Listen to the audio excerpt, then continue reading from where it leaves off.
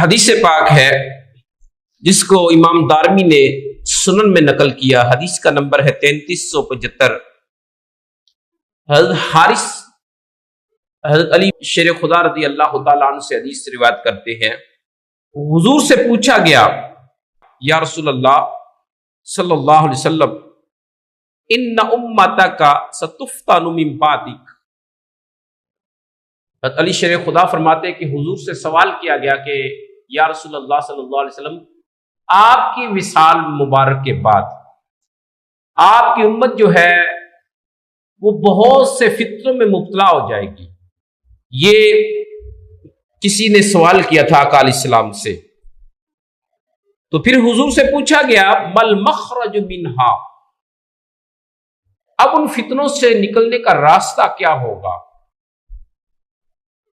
تو آقا علیہ السلام نے جواب ارشاد فرمایا الکتاب العزیز الذی لا یأتیہ الباطل من بین یدیہ ولا من خلفہ تنزیل من حکیم حمید. آقا علیہ السلام میں الکتاب العزیز، وہ کتاب ہے العزیز جو غالب ہے، اس پہ عمل کے ذریعے سے یہ قوم ان فتنوں سے نجات حاصل کرے گی. پھر آقا علیہ السلام نے قرآن پاک کی آیت تلاوت فرمائی کہ وہ کتاب کیسی کتاب ہے، لا یاتیہ الباطل من بین یدیہ ولا من خلفہ. وہ جو کتاب عزیز ہے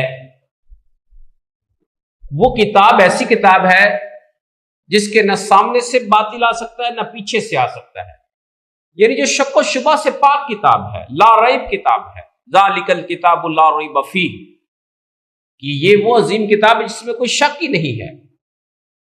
تو یہ باطل سے پاک کتاب ہے، شک و شبہ سے پاک کتاب ہے، اس میں جھوٹ کی آمیزش نہیں ہو سکتی کسی بھی لحاظ سے. تو فرمایا یہ کتاب عزیز جو ہے اس پہ عمل کے ذریعے سے یہ امت فتنوں سے نجات پائے گی. فرمایا کہ تنزیل من حکیم حمید، یہ کتاب اللہ کی جانب سے نازل کی گئی ہے جو حکیم بھی ہے اور قابل تعریف ہے، اس نے اس کتاب کو نازل فرمایا ہے. یہ آقا علیہ السلام نے سورہ فصلت کی آیت نمبر 42 تلاوت فرمائی تھی. اس کے بعد آگے فرمایا من ابتغى الهدى فی غیرہ فقد اضلہ اللہ. فرمایا کہ جو اس قرآن پاک کو چھوڑ کر کسی اور ذریعے سے رہنمائی لے گا تو فرمایا کہ فقد اضلہ اللہ، اللہ اسے گمراہ کر دے گا. یعنی ہدایت کا ذریعہ جو ہے وہ قرآن ہے، سنت ہے نبی صلی اللہ علیہ وسلم کی. اس کے ذریعے سے ہدایت ملے گی، رہنمائی ملے گی، سیدھے راستہ ملے گا. اس کے بغیر کوئی اور مذہب اختیار کرے اسلام کو چھوڑ کر یا قرآن کو چھوڑ کر کوئی اور طریقہ ہے زندگی کو اختیار کرے گا جو قرآن پاک کے مخالف ہو، نبی صلی اللہ علیہ وسلم کے طریقہ کے مخالف ہوگا، تو وہ گمراہی کی طرف لے جائے گا راستہ. تو قرآن پاک واحد راستہ ہے کہ جس کو اپنانے سے انسان مصائب سے، مشکلات سے نجات حاصل کر پائے گا. تو فرمایا کہ جو اس قرآن کو چھوڑ کر کسی اور ذریعے سے ہدایت حاصل کرے گا فقد اضلہ اللہ، اللہ اسے گمراہ کر دے گا. پھر آگے حدیث کے الفاظ ہے وَمَنْ وَلِيَ هَذَا الْأَمْرَ مِنْ جَبَّارٍ. فرمایا کہ جب کسی جابر حکمران نے حکومت سنبھالی فَحَكَمَ بِغَيْرِهِ قَسَمَهُ اللَّهُ. فرمایا کہ اس نے نظام حکومت جو عطا کردہ نظام ہے قرآن مجید کا، اس کو چھوڑ کر کسی اور نظام کو نافذ کر کے حکومت چلائی تو فرمایا کہ قسمہ اللہ، اللہ اس کو تباہ کر دے گا، اس حکمران کو تباہ کرے گا. اس کی حکومت کبھی کامیاب حکومت نہیں چلے گی، وہ مشکلات کا شکار رہے گی، وہ گورنمنٹ، وہ حکومت ناکامی کا سامنا کرے گی. جو قرآن پاک کا عطا کردہ نظام جو ہے اس کو چھوڑے گی اور کسی اور نظام کو لاگو کرے گی، نافذ کرے گی اور اس کے مطابق اپنا نظام حکومت چلائے گی، تو آقا علیہ السلام نے فرمایا کہ وہ کبھی کامیاب نہیں ہوں گے، وہ ہلاک ہوں گے، وہ تباہ ہوں گے.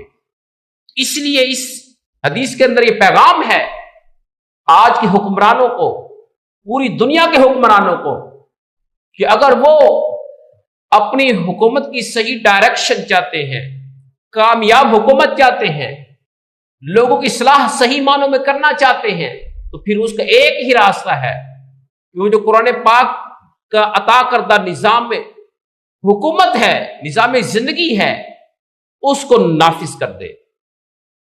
اپنی گورنمنٹ کے قوانین جو ہے وہ قرآن کی روشنی میں تشکیل دے، اس کے مطابق عمل کرے.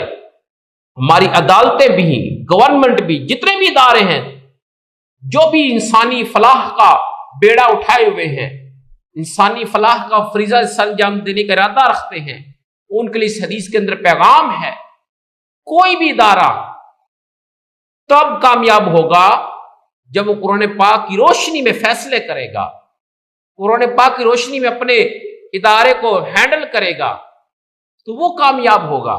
جو قرآن کو چھوڑ کر کوئی اور طریقہ ہائے زندگی اختیار کرے گا تو وہ کبھی کامیاب نہیں ہوگا.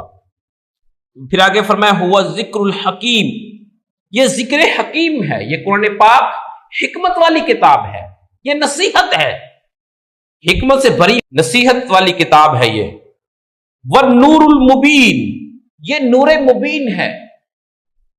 یہ کتاب بندے کو نور عطا کرتی ہے، اس کے مردہ دل کو زندہ کرتی ہے، اس کی روشنی عطا کرتی ہے، اس کے قلب و باطن کو کا تزکیہ تصفیہ کرتی ہے. تو یہ نور مبین ہے. فرمایا والصراط المستقیم، اور یہ صراط مستقیم ہے کتاب، یہ سیدھا راستہ دکھانے والی کتاب ہے. یہ حدیث امام دارمی نے اس کو اپنی سنن میں لیا، حدیث کا نمبر 3375. اب اس حدیث کے اندر یہ بتایا گیا کہ امت فتنوں سے نجات کیسے حاصل کر پائے گی.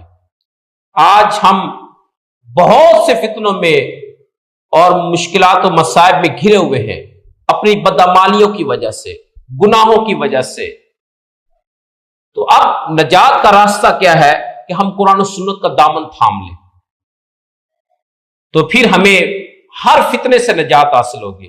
پرامن زندگی، کامیاب زندگی تب ہمیں میسر ہوگی جب ہم قرآن و سنت کا صحیح معنوں میں دامن تھام لیں گے، جس طرح کا قرآن تقاضا کرتا ہے، سنت تقاضا کرتی ہے.